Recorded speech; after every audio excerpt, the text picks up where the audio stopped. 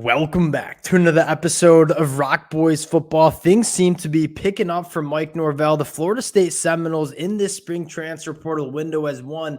They land the commitment of former Florida State defensive back Omarion Cooper, which I think is a really interesting storyline that I certainly want to dive into and hear your guys' feedback. But I also want to talk about a few other names that Florida State seems to be really turning up the heat on.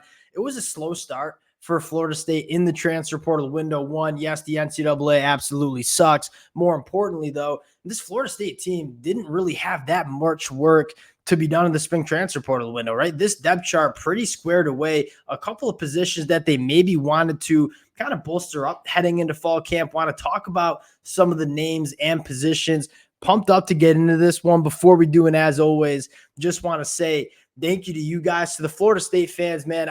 It was a blast covering this program during the winter cycle, and I can't thank you guys enough for all the support you guys have shown. Y'all know I love talking this program, whether we're talking the portal, the high school recruiting trail. Appreciate y'all rocking with it. If you guys do enjoy the content, consider subscribing to the channel. And it sounds like we might be talking some more Florida State in the transfer portal over the next couple of days. But without further ado, let's get into this one now. Before we get to some names that Florida State is going after, I want to have the conversation regarding Omarion Cooper. And I think the coolest thing about this is, yes, Florida State fans might have some mixed feelings about him coming back, but for him to come back to Florida State and look at and say, yeah, I'm probably not going to start for Florida State in that 2024 season, but I know what Florida State does in terms of developing defensive backs.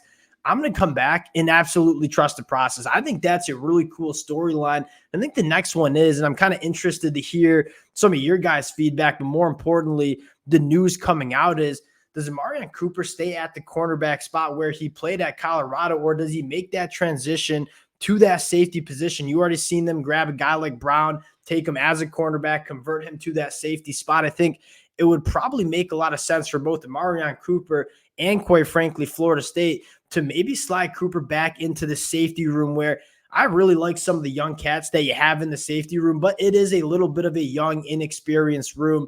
We'll see how that one plays out. Omarion Cooper, pretty solid football player, had a solid year at Colorado before some of the injuries started piling up for him. Would love to hear what you guys have to say in the comments section regarding Omarion Cooper. The next name I want to talk about, and in my mind, the most exciting name, and that is former Auburn linebacker Cam Riley.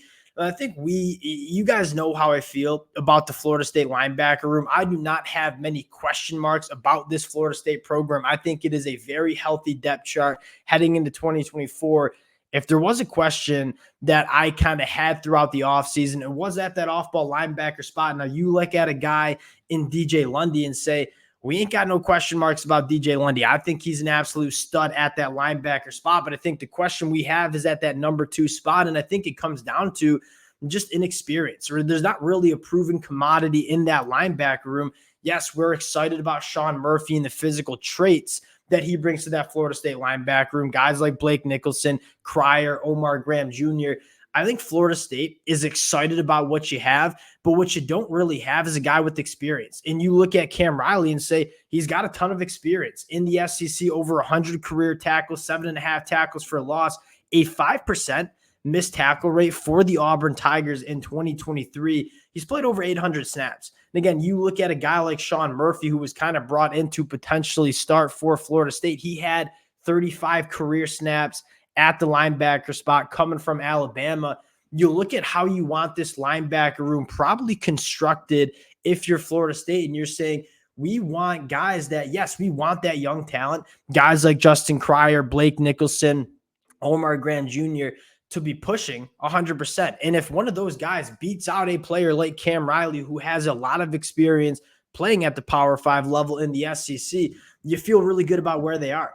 But I think at the end of the day, I think Florida State wants to elevate what that floor is going to be at that off-ball linebacker spot. Cam Riley unquestionably would add that. And I think he adds a little bit of a versatility aspect as well. 6'5", 240. This was a kid that coming out of high school was recruited as an edge rusher, outside linebacker, put some weight on his frame. He can go sideline to sideline. I think he's a very fluid athlete for someone who's 6'5" and he's long. He can get his hands into some of those throwing windows. I've been banging the table for Florida State to add a veteran linebacker through the transfer portal. I would love to see Florida State get this one done with Cam Riley.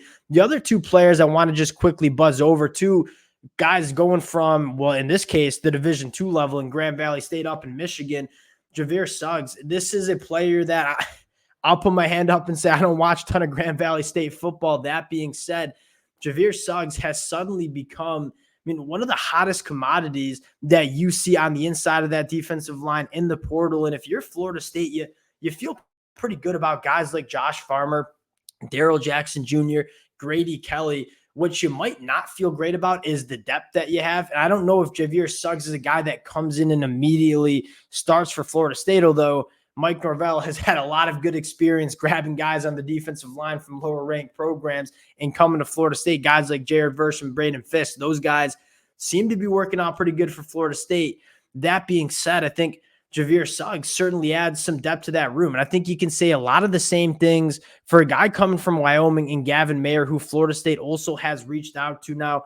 Javier Suggs was on campus, I believe, late last week for Florida State. Gavin Mayer in contact with Florida State.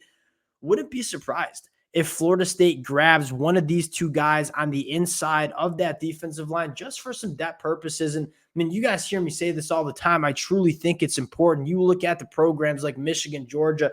Why did they have so much success during the months of November and December the last couple of years? I think a lot of it had to do with the depth along the line of scrimmage. They're deep on the offensive line. I'm not sure how deep Florida State is on the inside of the defensive line. I think they're pretty solid, but I could see why Mike Norvel might want to add just one or two more bodies. And both Gavin Mayer and Javier Suggs, both circumstances, these are highly coveted guys that are available in the portal. And although I don't watch a ton of Grand Valley State or Wyoming football, I do trust the Power 5 programs across the country that do like these guys enough, have watched the film to offer them, get them on campus. Both Gavin Mayer, Javier Suggs receiving a ton of interest from all sorts of Power 5 schools. Would love to see Florida State maybe get it done with one of these two guys. But Omarion Cooper, that's some exciting news. More importantly, Cam Riley, I think, would be a massive commitment for the Florida State Seminoles. We'll cut it on that again. We'll keep you guys as updated as possible with what Florida State's doing in the portal. Appreciate you guys rocking with it. We'll talk to y'all later.